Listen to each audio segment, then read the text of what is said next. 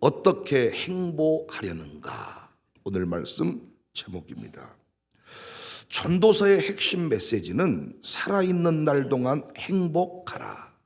특별히 죽음 문제와 연결을 시켜요. 오늘 본문 2절을 보시면 대선언이 나오는데 모든 사람에게 죽음이 일반이다. 모든 사람에게 죽음이 임한다. 의인도 악인도, 예배드리는 자도 예배드리지 않는 자도, 선인도 죄인도 죽음 앞에 오해가 없다. 히브리서 9장 27절에도 한 번 죽는 것은 사람에게 정해진 것이다. 한 번 죽는 것은 사람에게 정해진 것이다.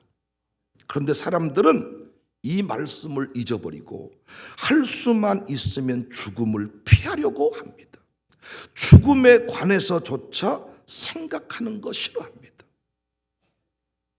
그러나 전도서 기자는 잔치집 가는 것보다 초상집 가는 것이 낫다 합니다. 죽음을 잊어버리지 말라는 거예요.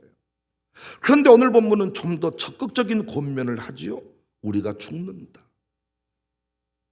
그 죽는다는 것에만 머무르지 않고 당신은 꼭 죽는데, 너는 꼭 죽는데 어떻게 행보하겠느냐?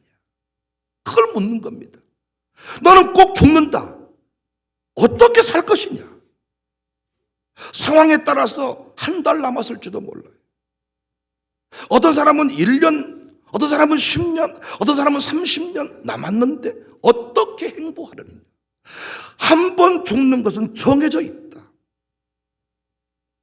저는 요 며칠 잠을 못 잤어요. 우리 박상원 원장이 죽었어. 나는 그 장로가 그렇게 세상을 쉽게 떠나버릴지 몰랐어. 그 미소가 너무 눈에 선하고, 개관식 때 사실은 그 집안의 어떤 누구보다 가장 기뻐했을 그 사람, 우리 하는 일을 너무너무 기뻐했을 그 사람, 아버지 호텔에서 잠을 자면서 기뻐했을 그 사람. 그런데 웬 말입니까? 야, 정말 죽는 건 정해져 있구나. 우리 아버지도 언젠가는 돌아가실 거고, 우리 장로님들도 언젠가는 돌아가실 거고, 권사님들도 언젠가는 돌아가실 거고, 나도 언젠가는 세상을 떠날 것이다. 죽는 것은 정해져 있다. 한 번 죽는 건 정해져 있다. 그래서 오늘 본문에서 한 번 죽는 건 정해져 있는데 한 달 뒤에 죽을지, 10년 뒤에 죽을지, 1년 뒤에 죽을지, 6개월 뒤에 죽을지 모르지만 너는 죽는데 어떻게 행보할 것인가? 어떤 행보를 할 것인가? 오늘 본문의 요지입니다. 진짜 저 붕괴 끝나고 몸이 피곤한데 잠 못 잤어. 사람은 죽는구나. 이야, 제가 신학교 다닐 때도요, 하나님께 돌아간다는 말이 꽂혀서 제가 미련 가졌던 어떤 것들을 정리할 수가 있었거든요. 돌아간다, 죽는다, 한 달 뒤에 죽을지 6개월 뒤에 죽을지 모르는데 죽는다. 어떻게 행보하려는가? 너 어떻게 살려는가? 왜 전도서 기자는 잔치집에 가는 것보다 초상집 가는 게 낫다고 했는가? 나는 그의 죽음을, 박상원 원장의 죽음을 묵상하면서 내 인생 돌아보게 됐어요. 어떻게 살 것인가 묻는다면, 어떤 행보하려는가 묻는다면 저는 오늘 본문으로 답하고 싶어요. 첫 번째, 항상 의복은 희게, 머리에는 기름을 바를 것입니다. 이게 저의 인생 고백입니다. 언제 죽을지 모르지만은 항상 의복을 희게 하고 내 머리에는 향기름을 바를 것입니다. 8절, 너의 의복을 항상 희게 하고 내 머리에 향기름을 그치지 아니하도록 할지니라. 여기 흰옷, 머리의 기름은 영광과 기쁨을 상징합니다. 잔치집의 출입복장이 흰옷입니다. 성도의 또 다른 이름이 신부다고 제가 수차례 말씀을 드렸습니다. 신랑을 기다리는 신부의 삶이 어떠해야 됩니까? 어떤 여인보다 빛나야 합니다. 어떤 여인보다 기쁨을 유지해야 됩니다. 저는 교회는 잔치집이다 외치는 목사입니다. 잔치집의 영성을 잃어버리지 않겠다고 노력하고 있습니다. 슬픔이 없다는 게 아닙니다. 불평이 없다는 게 아닙니다. 슬픔이 있지만, 눈물이 있지만, 때로는 고난도 있지만 계속 슬퍼할 수는 없다. 저는 언젠가는 죽을 것인데 살아있는 날 동안 오늘 어떻게 살 것인가? 저는 밝게 살려고요. 기쁘게 살려고요. 징징대고 짜증내고 원망하며 사는 게 아니라, 제가 한 달 목회할지 6개월 목회할지 모르지만 내가 살아있는 그 목회 여정은 기쁨의 목회, 행복의 목회, 밝은 목회 하려고요. 귀신과 마귀는 항상 어둠으로 상징됩니다. 성경에 예수님, 성령님, 천국은 항상 빛난 것으로 묘사가 됩니다. 어떻게 행보하려는가? 밝고 기쁘게 살아야 됩니다. 무거운 짐을 나홀로 지고 견디다 못해 쓰러집니다 라는 노래보다 주와 같이 길 가는 것 즐거운 일 아닌가? 멀리 갔더니 섭섭하여 고나여보다 내가 매일 십자가 앞에 나오니 기쁘고 기쁘도다. 내가 매일 기쁘게 순례의 길 행하니 기쁘고 기쁘도다. 기독교인의 핵심은 기쁨의 영성을 유지하는 것입니다. 나는 슬퍼하지 말자는 말이 아닙니다. 슬퍼해야죠. 아픔이 있는 거죠. 고통이 있죠. 고민하죠. 저도 고민합니다. 그러나 계속 고민하면 안 된다는 거예요. 한 달 동안 고민하고 있으면 안 된다는 거예요. 목사가 때로는 어떤 성도가 마음 아프게 하면 잠시 흔들릴 수 있지만 계속 강단에서 계속 목회 여정 가운데 짜증내듯 저주하듯 살면 안 된다는 거예요. 넌 어떻게 살 거냐? 저는 밝게 살 겁니다. 넌 어떤 목회할 거냐? 기쁘게 목회할 겁니다. 영정사진 하나 누군가에게 놓으라고 말하고 싶으면 근엄하게 찍은 사진 말고 내 홈페이지를 다 뒤져서 가장 내가 기쁘게 웃고 있는 그 사진 놓으라고 말하고 싶어요. 신자의 마지막 모습은 환한 미소와 함께 세상을 떠나는 것입니다. 목이 잘렸는데 그 시신의 얼굴이 웃고 있는 시신의 모가지, 이게 황제를 굴복시켜버리는 영성입니다. 사무엘상 16장 7절에 사람은 외모를 보거니와 나 여호와는 중심을 본다. 하나님은 중심과 외모를 다 보시지만은 사람은 외모만 봅니다. 여러분은 제 중심을 잘 모릅니다. 여러분은 저의 외모만 봅니다. 제 얼굴만 봅니다. 그래서 제가 성공된 목회를 하려면 제 얼굴 관리가 중요한데 얼굴은 성형한다고 바뀌는 게 아닙니다. 내 안에 진짜 예수님을 품고 내 안에 진짜 성령으로 충만해서 내 얼굴이 빛나는 목회가 되어야 여러분이 저를 따라올 것입니다. 양육사 여러분, 답답하신 게 뭡니까? 가정교회 식구들이 내 마음을 몰라주잖아요. 어떤 사람이 어찌 상대의 마음을 알 수 있대요? 여러분은 제 마음 아십니까? 제가 여러분을 얼마나 사랑한 줄 아십니까? 몰라. 여러분은 부모의 마음을 아셨습니까?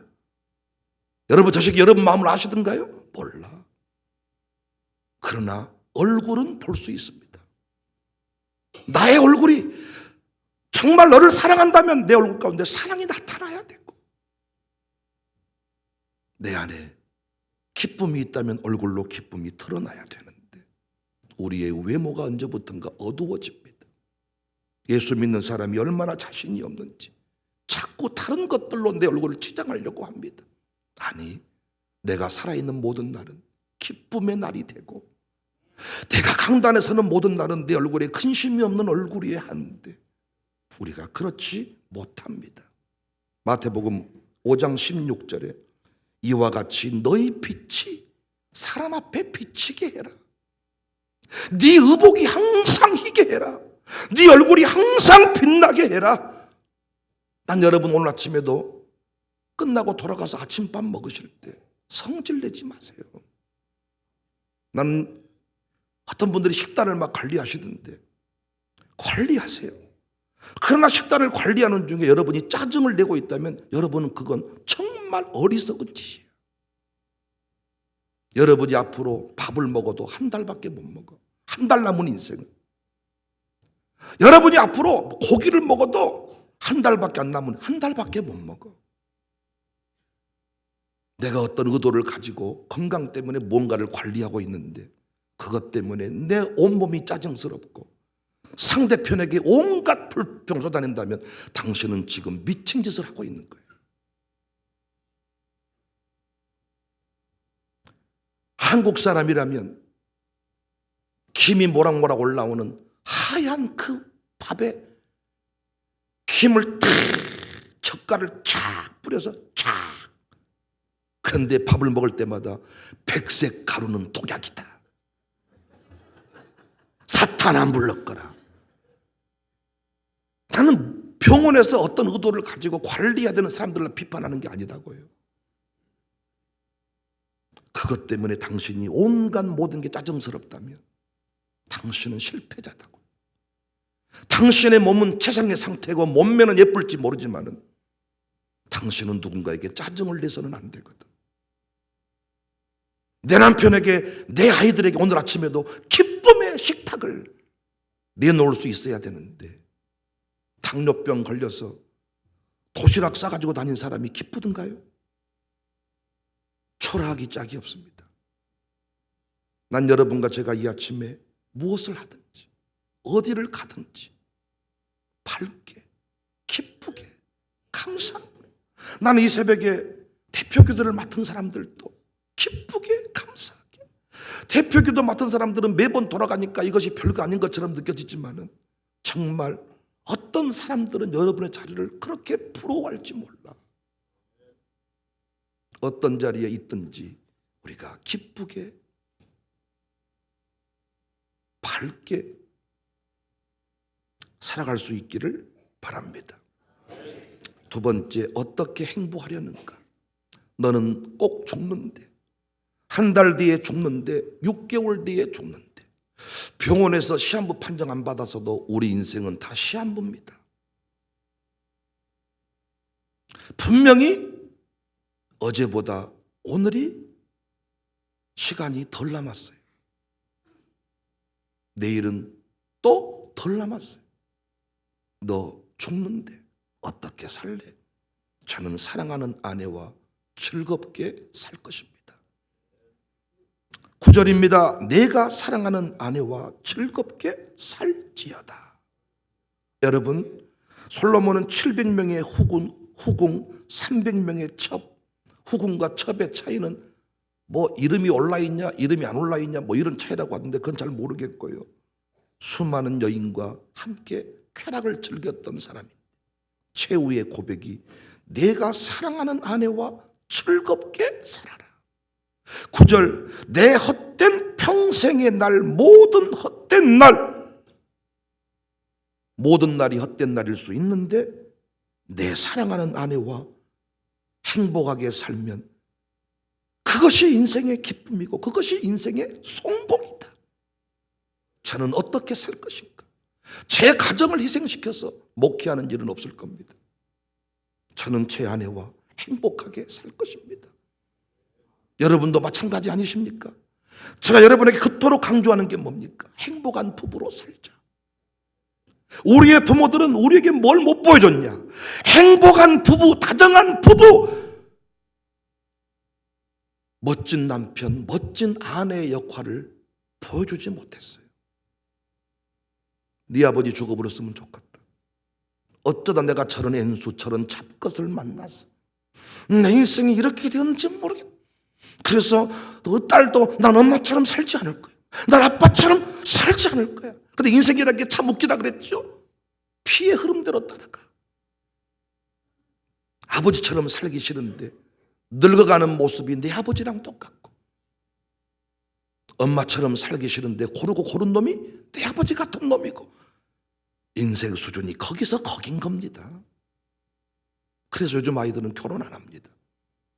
고양이랑 살고 강아지랑 살지 결혼 안 합니다. 세상 사람들은요, 결혼만 해놓고 쾌락은 따로 즐기고 삽니다. 다른 여인을 품고 다른 남자를 품고 그렇게 살고 호적상 그냥 그렇게 부부입니다. 근데 우리 기독교인은 아니라 그랬잖아. 우리가 어떤 여인을 품을 수 있습니까? 저도 한지연 빼놓고 내가 누구를 품습니까? 나는 다른 여인들의 손잡는 것도 두려운 사람입니다. 그래서 우리는 결혼을 할 때 똑바로 해야 돼. 잘해야 돼. 내가 마음에 한번 동한다고 그냥 아무나 만나는 게 아니라 하나님이 정한 배필을 만나야 영원히 사랑하며 살 수 있는 거야. 여자분들의 고백이 뭐냐? 존경할 만해야 존경하지요. 남자들 사랑스러워야 사랑이 되지요. 그냥 얼굴도 쳐다보기 싫네요. 그래서 뭐 해야 된다고요? 결혼 잘해야 된다고요. 여러분과 제가 할 일은 뭡니까? 오늘 또 은혜 받아서 행복한 부부로 살아야 돼요. 한 달 뒤에 죽고 6개월 뒤에 죽고 1년 뒤에 죽고 3년 뒤에 죽는데 어떻게 살 것인가? 내 아내와 즐겁게 살아라. 자녀가 우선이 아니다고요. 내 아내와 부부가 우선이다고요. 인생의 우울함이 어디서 오느냐? 부부간에 행복하게 살지 못하고 부부를 버리고 남편을 버리고 아내를 버리고 자녀에게 집착할 때 그 아들, 딸들도 결혼을 안 하고 당신도 행복하지 않다는 거예요. 부모를 떠나 너나 발진이라. 이물질이 끼면 안 된다. 시편 128편에 여호와를 경외하는 남편의 복이 뭡니까? 손이 수고한 대로 먹을 것이고 안방에 있는 아내, 너의 곁에 아내가 있다는 거예요. 안방에 아내, 토끼 눈을 뜨고 칼을 들고 찔러버리겠다는 아내가 아니라 몽둥이 들고 바가지를 긁으면서 축지를 기다리는 아내가 아니라 아내가 차려준 밥을 먹기가 두려운 남편이 아니라 안방에 있는 아내, 꽃단장한 아내. 어떤 아내가 건강한 아내냐? 남편을 위해 화장하는 아내가 건강한 아내야. 다른 사람에게 보여주기 위해 화장하는 아내가 아니라 이 사람은 안에 뭔가 고갈되어 있습니다. 제가 말씀드렸죠. 한 번 야한 옷을 입는 여자는 계속 야한 옷을 입습니다. 왜냐? 고갈되어 있는 그 무엇이 야한 옷을 입었더니 수많은 남자가 찝쩍대고 시선이 자기에게 다가오는 것을 즐기는 거예요. 심하면 또라이 되는 거죠. 진짜 건강한 여자는 내 남편을 위해 화장하는 남자. 진짜 멋진 남편은 내 아내를 위해 돈을 쓸 줄 아는 남자. 자기 부모님, 자기 시댁 누나, 자기 누나, 자기 형님, 자기 다른 사람들한테는 다 돈을 펑펑 쓰는데 자기 아내에게는 인색한 남편들이 대부분입니다. 건강하지 않는 남편입니다. 하나님께도 헌신했다면 내 아내에게도 투자할 줄 아는 남자. 당신이 진짜 성경적인 남자야. 에베소서 5장에도 부부관계 먼저 이야기하고 자녀의 도리를 이야기합니다. 이번 부흥회 때도 가정 얘기했는데 그 교회 장로님이 제 손을 2번이나 잡고 목사님 설교에 감명을 받았는데 가정 이야기 해주셔서 감사해요. 부부 이야기 해주셔서 감사해요. 교회로부터 배울 수 없는 원리를 배웠어요. 목사님들이 그 선을 넘는 듯한 얘기 안 해줍니다.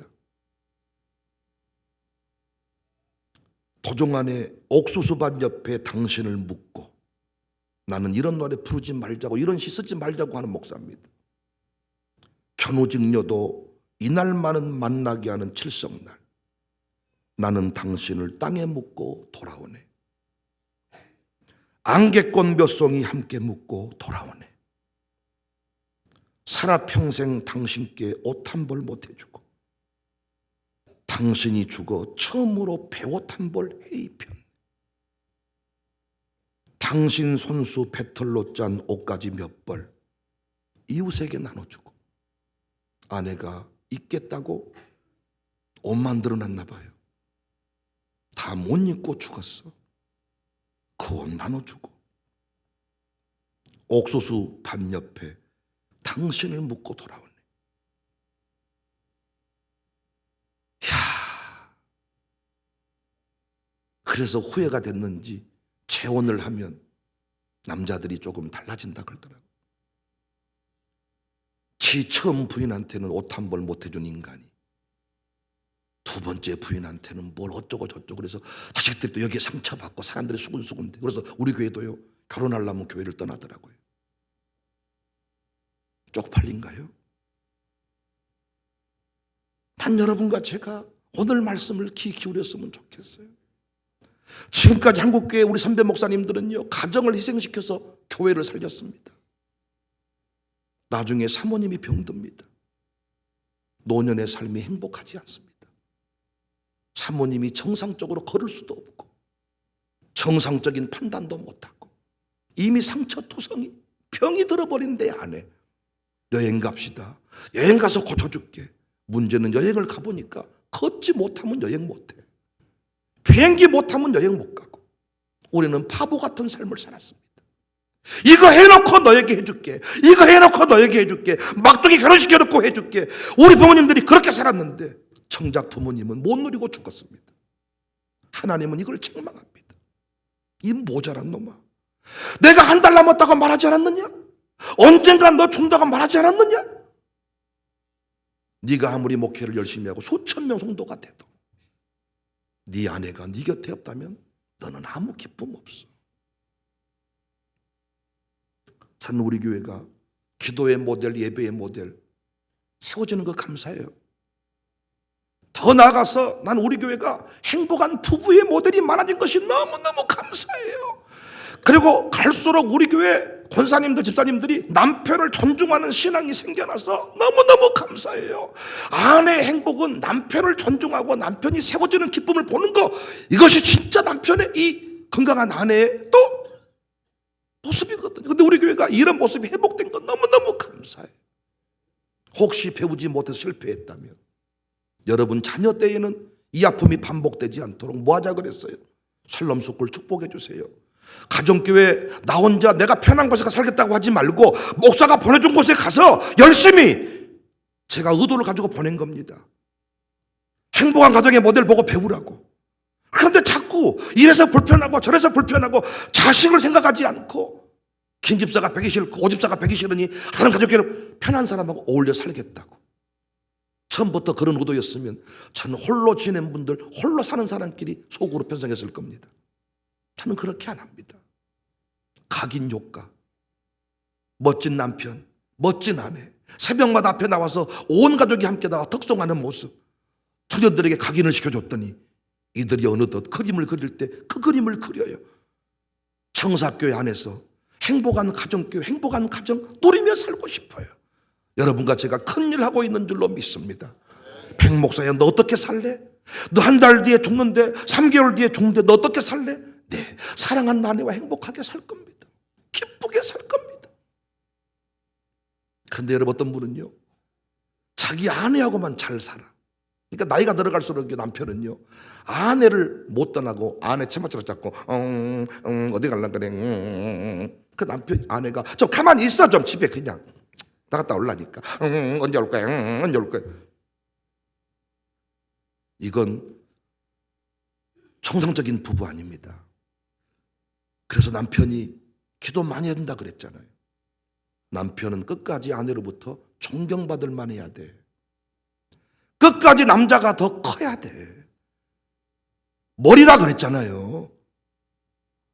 은퇴할 때도 담임 목사가 멋져야 존경받고 끝나는데, 큰 소리는 다쳤는데 은퇴할 때 보니까 쫌생이 돼버린다는 겁니다. 남자분들이요, 은퇴할수록 할 일 없으시잖아요. 기도 많이 하세요. 말씀 똑바로 들으세요. 여성 호르몬은 늘어나지, 수입은 떨어졌지, 남자의 기능은 사라졌지, 자꾸 마음 약해진다고요. 부인이 예쁘게 화장하면 어떤 놈 만나라고 그러냐, 어떤 놈 만나라고 그러냐, 좋겠다? 좋냐? 이런 얘기에도 웃지 못한 남자가 많아요 지금. 현실이니까. 현실이니까. 난 우리 교회가 행복한 부부의 모델이 많아지기를, 저도 더 기쁘게 살랍니다. 아내가 겨울 되었다고 자꾸 검정색 코트 나한테 노래를 부르고, 지 옷만 사고 지 옷만 사고. 오늘 코트 사러 가려고요.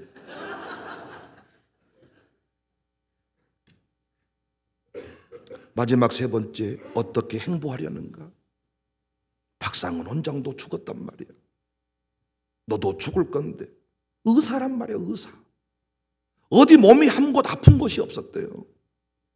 정말 쾌적한 건강 상태를 자랑하며 살았다는 거야. 우리 여러분 유튜브 검색해 보세요. 수많은 건강 강의를 했더라고요. 죽었는데 너도 죽을 건데 어떻게 행보하려는가? 세 번째, 저는 내게 주어진 목회를 생명 걸고 힘을 다해 감당할 것입니다.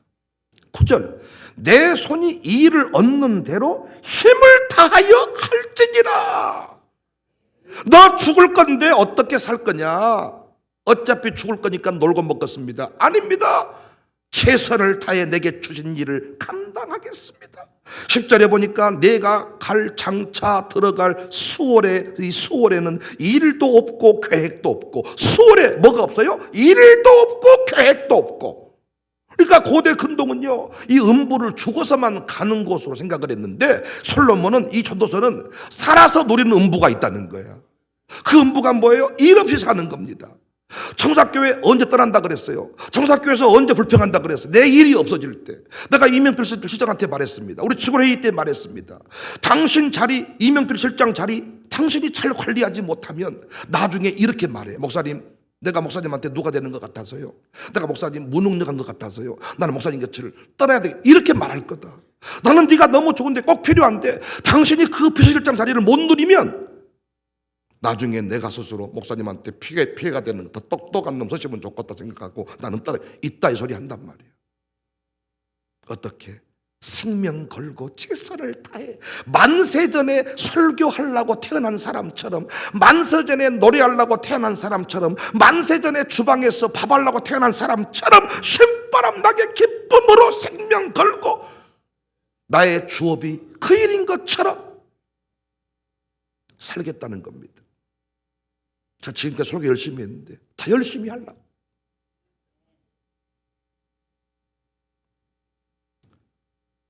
불면증에 한번 걸려보셨습니까?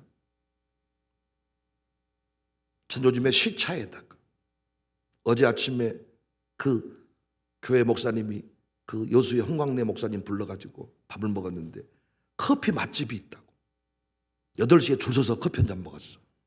오후에 아무 생각 없이 밀크티 홍차를 먹었어. 내가 저한테는 커피보다 홍차가 더 세더라고요. 2잔 먹어버렸지요? 시차해버렸지요? 딱 잠자려고 몸이 엄청 11시만 도착해. 피곤하죠?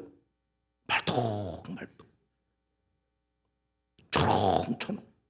왜? 저녁 그 시간에 밥 먹을 시간이거든. 지금 트리키에서는 밥 먹을 시간. 배고파. 참 안 와. 미친놈 혼자 그때 밥 먹으면 되겠? 이런 일을, 여러분, 이런 일을 제가 한 달 동안 반복한다고 생각해 보세요. 사람 미쳐버립니다. 남들 잠잘 때 혼자 밥 먹고, 남들 밥 먹을 때 잠자고. 이거 상또라이입니다. 그런데 우리 교회 어떻습니까? 새벽부터 사랑함으로써. 나는 우리 최은호를 볼 때마다 언제부터 최은호였냐고요. 성교기업에 일할 때부터, 청사기에 올 때부터, 자기 의도는 아니었지만 여인들이 등록카드를 내버릴 때부터, 이불 속에서 빠져나왔어. 그때부터 양육사가 돼가지고, 이야, 일할 수 있음이, 내가 오늘 또 눈 뜨면 할 수 있는 일이 있음이, 목사가 어떤 주보에 자꾸 일을 맡겨주름이 내 인생의 영광이고 기쁨이구나. 에베소서 6장 5절에 종들아 두려워하고 떨며 성실한 마음으로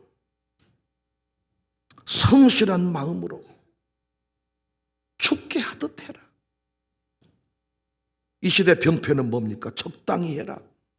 요즘 젊은이들이 뭐가 문제입니까? 사회 그 연금을 악용하는 거예요. 실업급여 탑먹으려고 2개월 다니다 그만두고 2개월 다니다 그만두고 이렇게. 제가 비전 드립 중에 했던 말, 불 끄지 말자. 여러분이 저에게 참 큰 돈을 들여서 해외 비전 드립 튀르키에 보내줬는데 갔다 와서 시차 운운하면서 설교를 못하겠고 힘들고 이렇게 하면 여러분이 어찌 되겠습니까? 도착하자마자 그냥 불을 막, 그럼 어떻게 되겠어요? 거기서도요 설교를 계속 써야 돼. 설교를 계속 쓰고 기도를 하고 있어야 이곳에 와서 불이 안 꺼지. 10일 동안 예배 안 드리고 10일 동안 설교 안 해버리잖아요. 불 꺼져버립니다. 이상해져가지고 얼굴만 시커멓게 돌아봐가지고 피곤해 죽겠네. 시차를 어째 이렇게 밤이 되면 배고프게 밥 먹고 있습니다.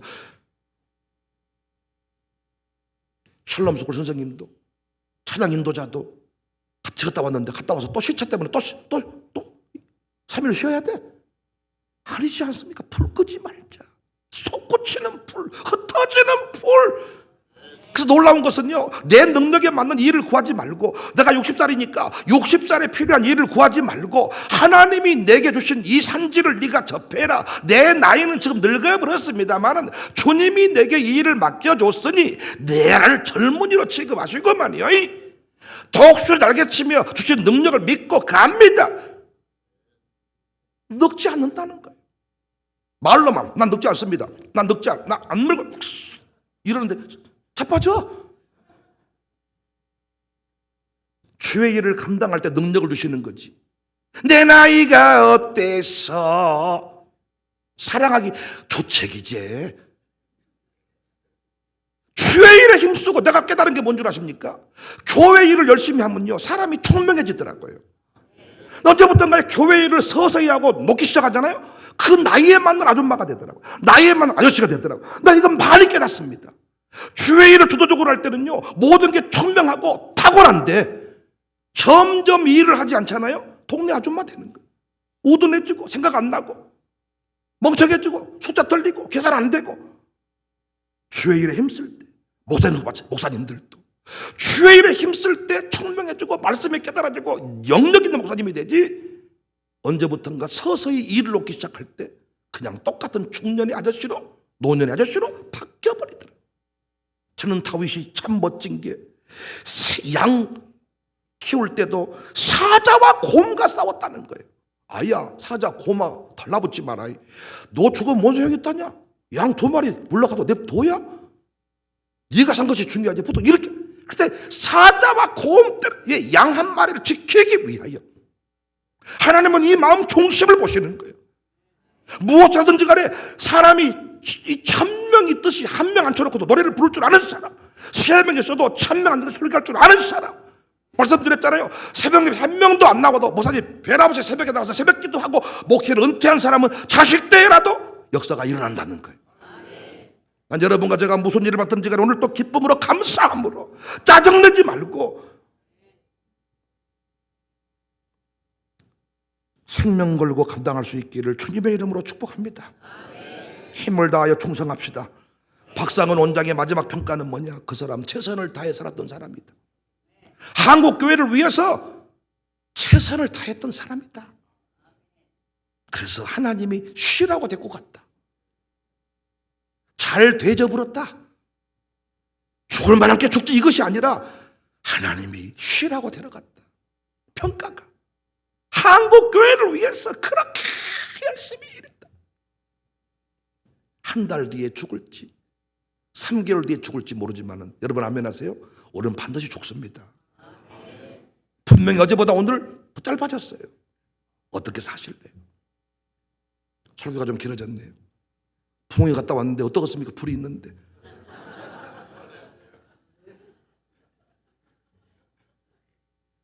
한 목사님 김태희 목사 설교 들으면서 이야 내가 저 자리에 가야 되는데 막.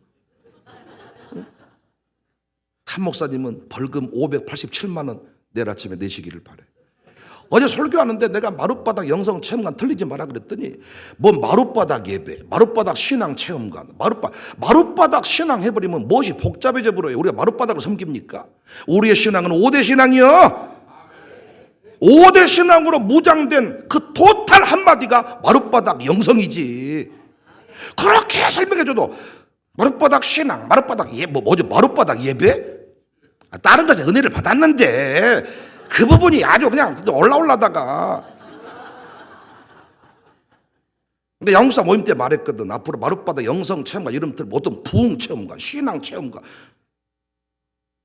마룻바닥 영성 체험관 안에 마룻바닥 예배당이 있고 부흥사 기념 호텔이 있고 마룻바닥 공원이 있고 이 합친 게 영성 체험관이라고요. 한 목사님이 587만 원 내고 또 다음부터 이렇게 하면 금방 한 5천만 원 만들어질 것 같아요. 나는 어제 한 목사의 설교 중에 참 은혜 받았던 게요. 여러분 자녀, 여러분 힘으로 키워보니까 됩니까? 자식이 좀 똑똑하면 내가 뭘 한 것처럼 착각하지 맙시다. 그 겸손을 얘기하면서 가슴에 팍 꽂히더라고요. 내가 뭘 애써서 되는 게 아닙니다. 주님이 도와주셨습니다. 그러니까 우리가 주님 손에 붙들린 게 최고의 복인데 뭘 성질을 냅니까? 감사패, 기념패, 문구를 제가 다 쓰거든요. 뭐 예수에서 만들어진 거 쓰는 거 내가 항상 나는 감사패를 기념비적인 내가 책임심적으로 항상 모든 감사패는 제가 다 씁니다. 감사패, 기념패를 쓰는데 내 가슴이 혼자 또 울컥했네 쓰다가. 그 건축위원으로 쓰임받는 시간이 길다면 길지만은 이제 18일이 되면 임무는 끝나. 역사의 뒤안길로 사라지는 거예요. 그 일을 감당할 때 내가 영광스럽고 그 일을 감당할 때 하나님이 탁월한 지혜를 주신 겁니다. 우리 모두가 어떻게 행복하려는가 물었을 때 오늘 본문의 세 가지를 기억하고 나는 항상 밝게 기쁨으로 살 겁니다. 나는 내 가정의 행복을 지키며 살 겁니다. 교회와 연결되어 있는 내 가정, 사명과 연결되어 있는 내 가정, 나는 항상 주신 일에 대해서 적당히 하지 않을 겁니다. 그 일의 모든 것을 걸어버리겠습니다.